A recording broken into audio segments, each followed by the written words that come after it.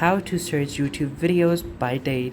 Hi guys, in this video I will tell you how you guys can just simply search YouTube videos by date. So simply open up YouTube on your phone, and then after that, from over here simply click on the search bar and type in whatever you want to search. So for example, if I want to search how to make money on phone, then I can simply search for that. And then once I search for that, now I'm gonna wait for a few moments. Now as soon as the search results come up, now I can see all the videos, but you can clearly see that these videos are not sorted by date. Some videos are 10 days old, and whereas some videos are 10 months old. So click on the three dots that you see in the top right. After that, click on filters, and then from over here click on relevance in front of sort by and click on upload date.